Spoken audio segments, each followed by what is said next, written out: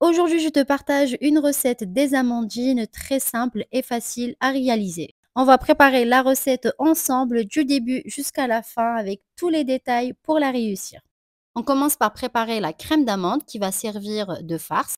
Dans un récipient, je mets 100 g de beurre mou. Tu peux prendre du beurre ou de la margarine. Je le ramollis avec la spatule. Il ne faut surtout pas utiliser le fouet. Ensuite, je rajoute 125 g de sucre glace. Je continue toujours à mélanger avec la spatule. Pour la préparation de la farce, on n'a pas besoin d'utiliser de fouet ou de robot.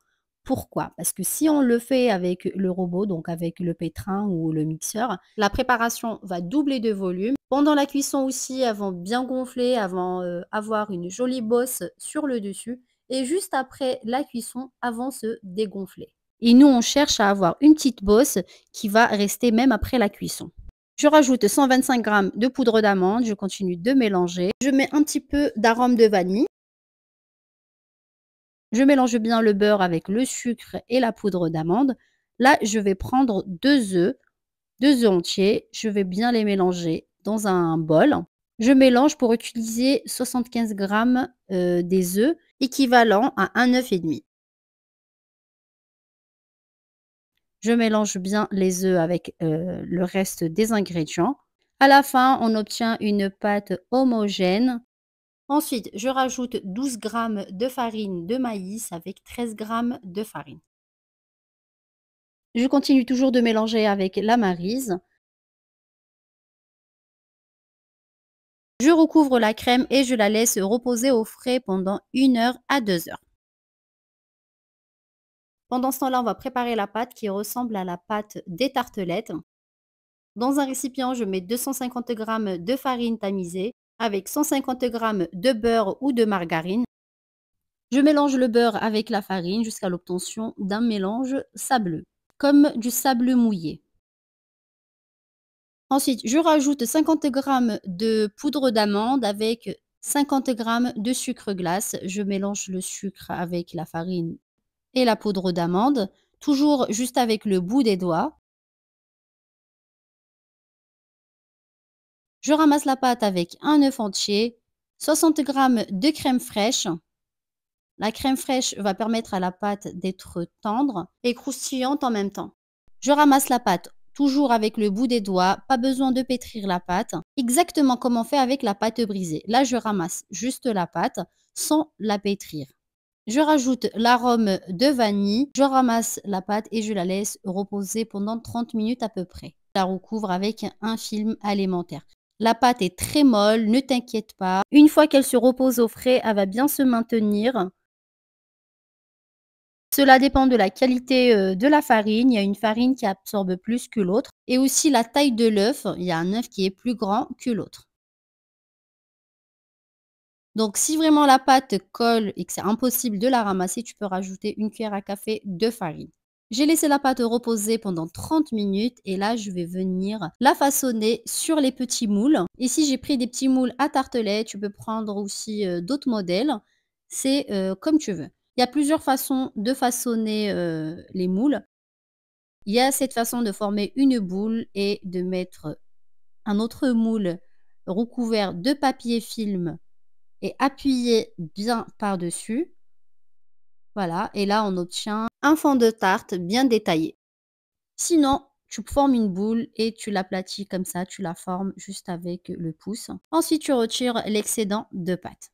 Moi, je préfère la première façon avec un autre moule. Par contre, si c'était par exemple des tartes aux fruits que je prépare, cette méthode, elle est magnifique, elle est parfaite. Mais comme ici, je vais les fourrer avec la crème d'amande, ce que je vais faire, donc là, je fais de la même façon, j'aplatis. Ça va former un joli fond de tarte, comme tu vois ici. Comme je vous ai dit, si c'était pour des tartes aux fruits, j'aurais laissé comme ça. Mais comme moi, je vais mettre une autre farce à l'intérieur, je vais appuyer juste avec le pouce à l'intérieur du moule, comme ça, pour retirer la pâte qui est restée au fond, parce que je trouve que c'est un petit peu épais.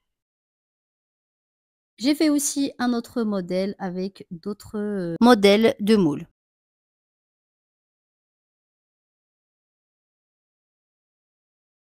La crème a bien reposé, je vais la remplir dans une poche à douille.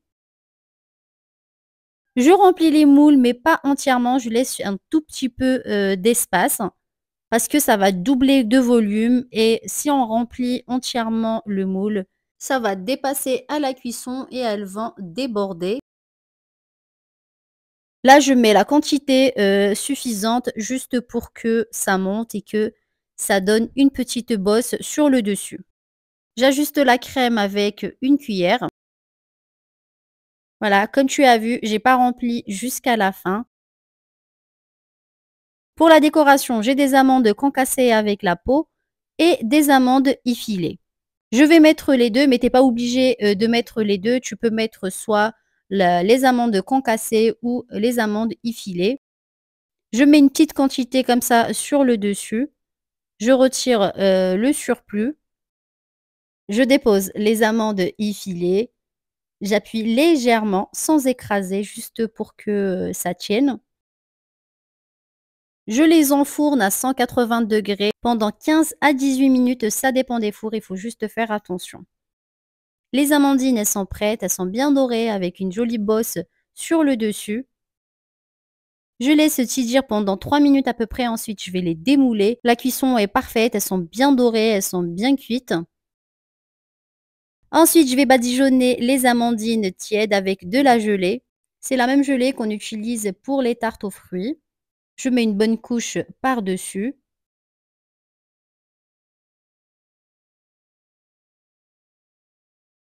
Pour les amandines que j'avais décorées avec les amandes concassées, je rajoute une amande par-dessus et pour que ça tienne, je mélange les amandes avec la gelée et je les dépose sur, le gâteau.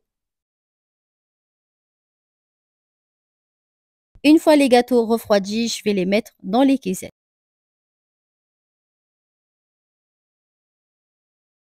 J'espère que la recette d'aujourd'hui vous a plu. Si vous avez des questions, n'hésitez pas à me les poser en commentaire. Sinon, je vous dis à très bientôt, Inch'Allah, pour de nouvelles recettes.